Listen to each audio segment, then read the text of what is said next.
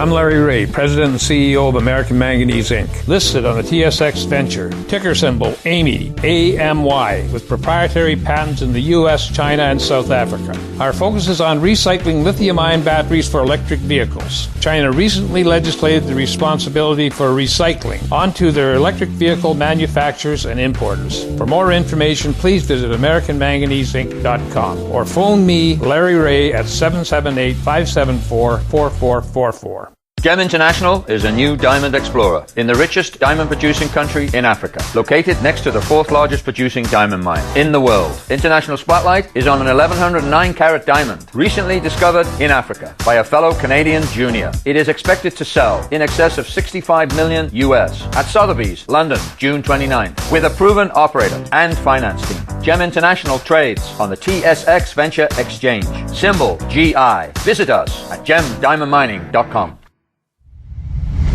You're listening to HowStreet.com radio, available online at TalkDigitalNetwork.com. Welcome to HowStreet.com radio, the online source for market opinions. Here is Jim Goddard. My guest is John Rubino, author of several books on the economy, including The Money Bubble, his website, dollarcollapse.com. Welcome to the show, John. Hey, Jim. Brexit.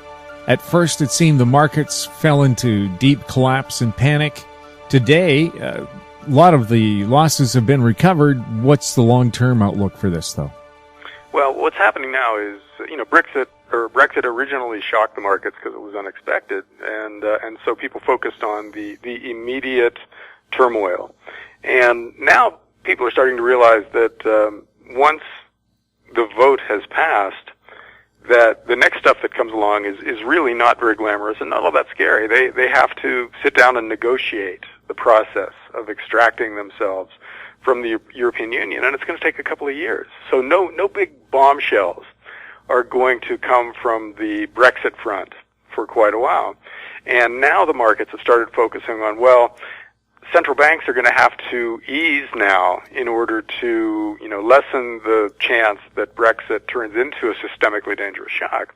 And so now they're looking ahead to lower interest rates, more QE, no interest rate increases in the U.S., and so that's risk on again. The financial asset markets like that. Now we've got, it was just announced today, $11.7 trillion of bonds trading with negative yields worldwide now.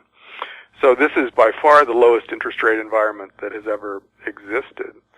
And the question pretty soon will become, what does monetary policy do from here? What do we define as easing, if that's what we're expecting out of central banks, when they've already eased to the point where most government bonds are trading with negative yields? And the other thing that I think is going to scare people going forward is that Brexit was not probably just a one-off thing.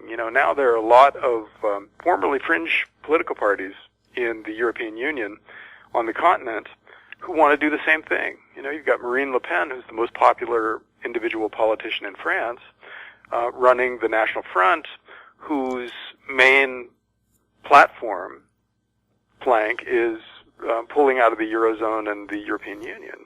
They want to go back to the French franc and become an independent country again. And that resonates. They're getting a lot of votes based on that. So we could see a series of Brexit-type votes across Europe over the next couple of years. And so that could create a drumbeat of uncertainty where, every time you open the paper or turn on the news, you're going to see some other country talking about pulling out of the European Union. And that means the euro is going to be extremely weak, because who wants to hold the currency of a dissolving economic bloc? And that's basically what it's going to look like to a lot of people. So let the euro get very weak, and then that sends shockwaves around the world, because already the Japanese yen has been spiking, which is exactly the opposite of what Japan is trying to achieve with Abenomics, which was big government deficits and extremely easy monetary policy in order to push down the value of the yen. Well, they got the opposite of what they wanted. They've got zero inflation, virtually zero economic growth, and a rising currency. That's a recipe for recession, if not outright debt collapse, which is what Japan is on the verge of. So they're the big loser in this process so far. And then here in the U.S., we're not in great shape either. We've got slow growth and below target inflation, and a central bank that wants to raise interest rates to normalize them, to give it some ammunition to cut rates in the next downturn, but that's not going to happen now. The odds of a more than one more Fed interest rate increase over the next couple of years are now minuscule. And so, we're kind of trending towards Japan's situation. So there's really nobody that's healthy anymore. Oh, and China, of course, has a credit bubble that's bursting, and they're trying to fight it with more credit and easier money, which doesn't work. So, wherever you look, there's trouble. And even in the absence of Brexit, there would be trouble. And so Brexit and its aftermath just kind of adds to the uncertainty out there. Well, the European Union has already said, with the negotiations not even set up yet with Britain, but we know they have to happen, is that the British have said, well, we'll keep all the trade agreements. We just want to control our immigration. And they said, well, sorry, everything's integrated here. So you can't keep the trade agreements. It's either you're in or you're out. You can't cherry pick. Yeah, it's pretty hard to have free trade and closed borders, which is something that the Europeans are wrestling with now. And to an extent, the U.S. is too. We're trying to decide what to do with our borders because right now, a lot of people consider them to be too porous. But if you, if you put up the wall that Donald Trump is talking about, for instance, and make it very, very hard to come here, then we're just going to have traffic jams at the border, and we're not going to have a free flow of people. So that's going to impinge on the free trade side of our relationships with our northern and southern neighbors. And so, the Canadian border is going to be a mess if we try to do something like totally control immigration. And on the other hand, if we don't, then we get the problems with unfettered immigration, with all that implies that Europe is wrestling with now. So there probably isn't an easy answer to any of this. And so Britain is, they're not going to be able to do an a la carte thing where they choose the nice parts of being part of the EU and then do away with the parts that cause discomfort. But it's not clear exactly how that all plays out. They'll work it out one way or another because, there are healthy countries who are in the EU and healthy countries that are out of the EU. And I think it's possible to do either one. But I'll tell you what, the EU, just in general in the Eurozone, neither one are healthy entities at this point in time. In the EU, it's because their regulations are insane. They're creating the ultimate soft dictatorship over there. And because of that, it's easy to understand why so many Brits wanted to leave. At the same time, it's easy to understand their motivation. Europe went through probably the worst century that any landmass has ever gone through in the 20th century. And they don't ever want to repeat of that. And so they're trying to integrate in order to prevent a catastrophic war in the future. And I get that.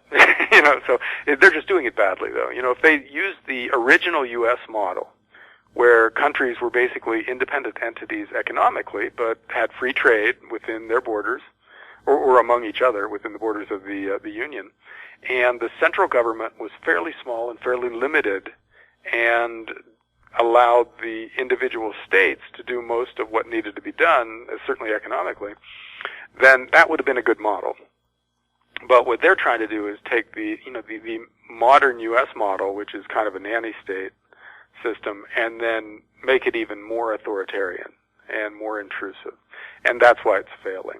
You can't really have cradle-to-grave socialism as much as people would, like the certainty of it. But when you try to do it, the wealth-creating part of the system just grinds to a halt. And you get basically what's happening in Europe now, where unemployment is high and growth is minuscule, and people graduate from college and don't get good jobs in their field for 10 years and live with their parents, and it just goes on and on. And that's all the logical outgrowth of a big, powerful central government with extremely onerous regulations. So, yeah, it wouldn't be a surprise if 2 or 3 other countries in the coming year decide they want to try a Brexit-type divorce from the European Union. And if they do, that threatens to dissolve the whole system. So, yeah, well, lots more uncertainty, Jim, in our future.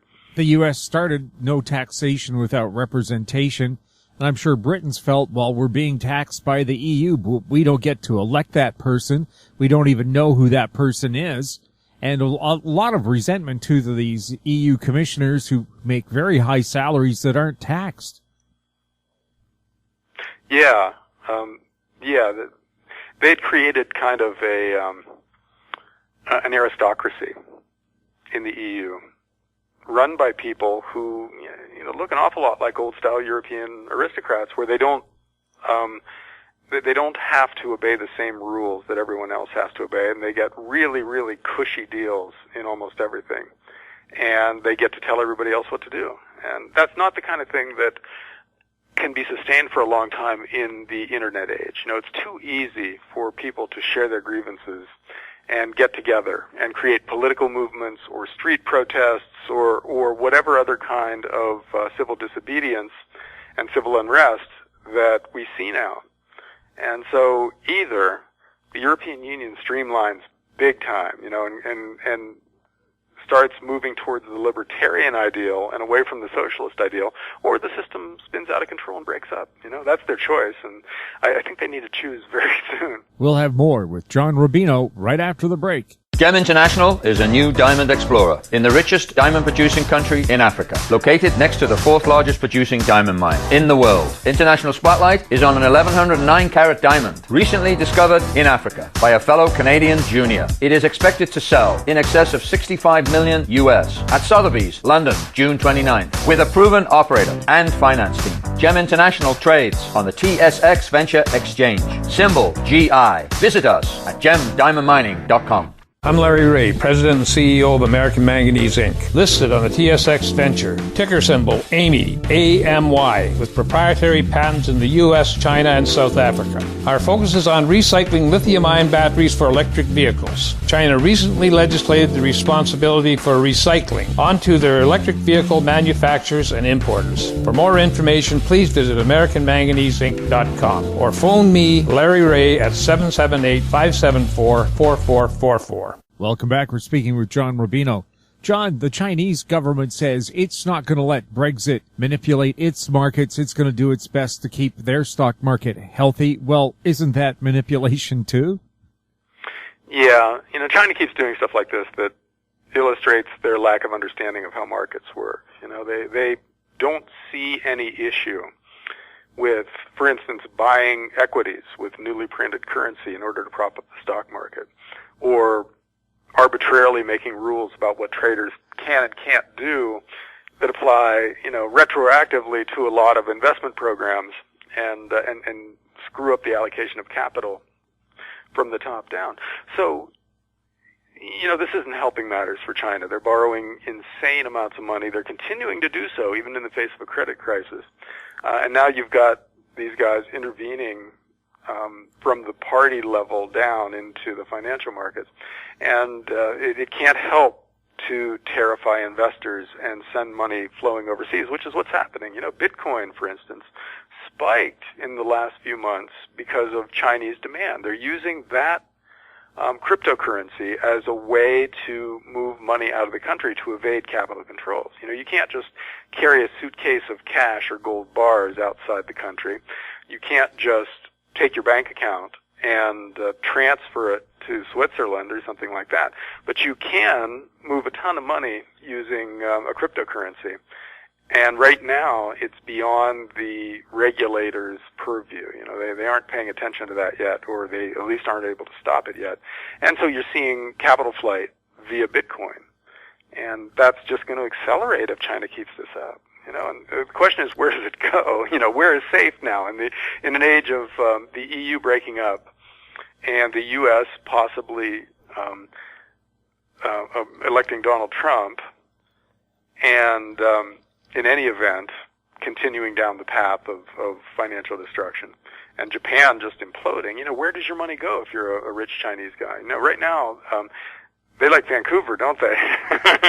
Well, they certainly do. A ton of money is flowing into Canadian real estate from China. And, that's probably a trend with legs, although, there's an awful lot of money in China. And Canada is not nearly big enough to absorb it all. So some other area of trophy properties or high-grade financial assets has to take a lot of it. And, it's not clear where. I'm sure Treasury bonds in the U.S. are getting a lot of foreign capital flowing in, but that's a really imperfect solution if you want to protect your cash, U.S. dollars.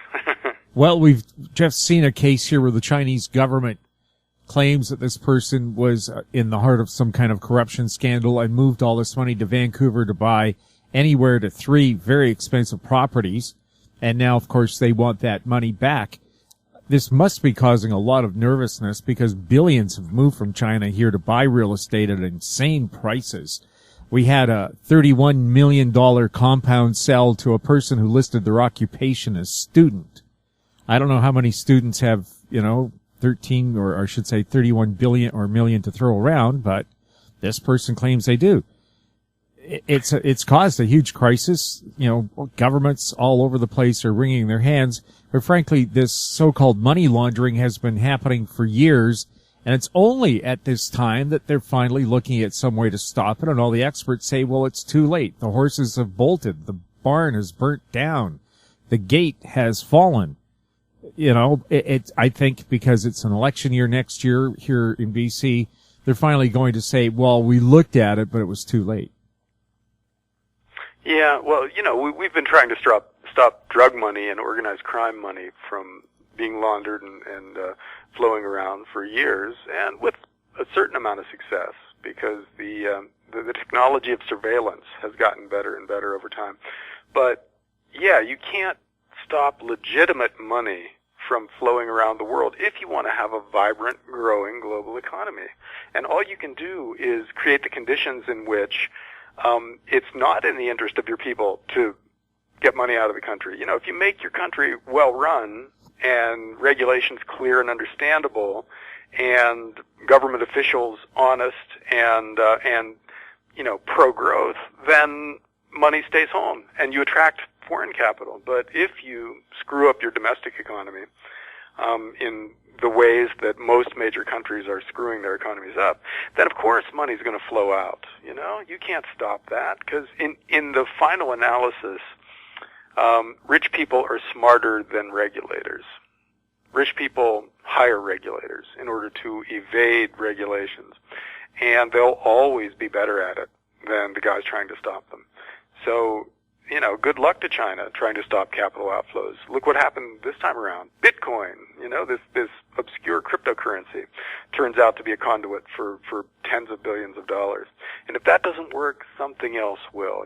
They're creating gold-based accounts that are portable now. You deposit it in a super safe bank, and then they'll give you a debit card that you can use to spend anywhere in the world.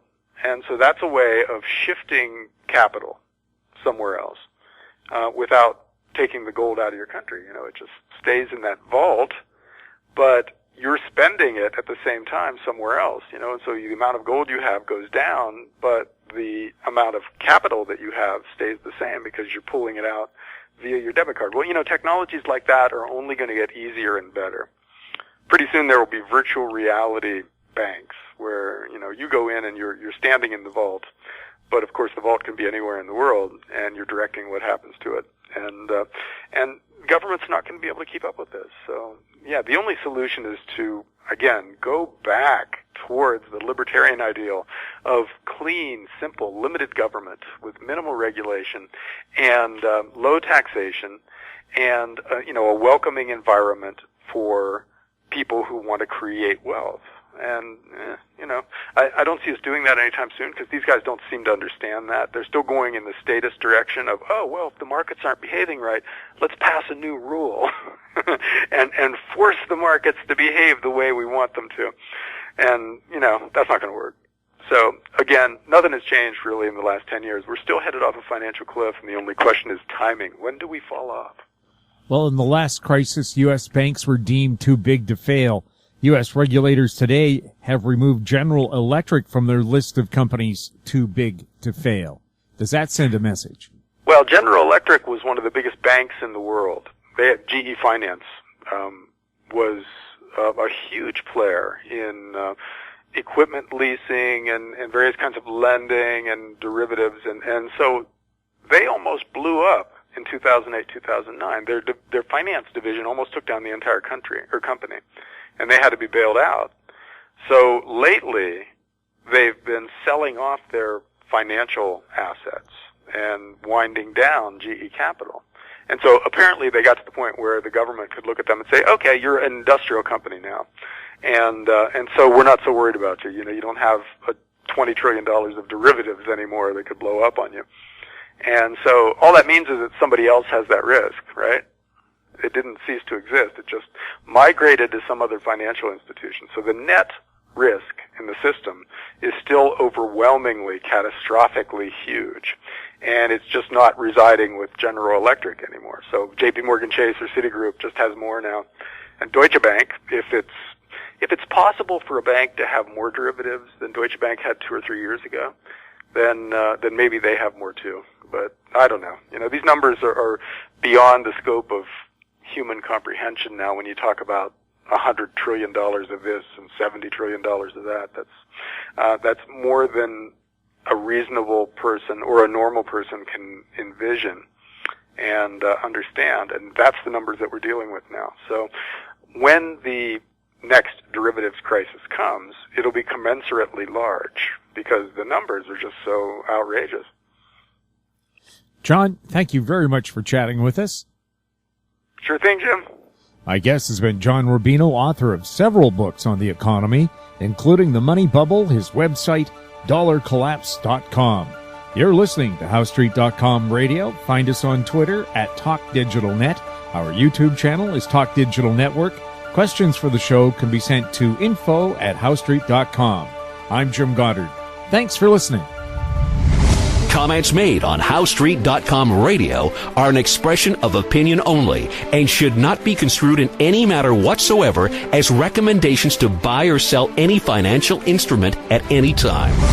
Available online at TalkDigitalNetwork.com. HowStreet.com Radio is a production of HowStreet Media Incorporated.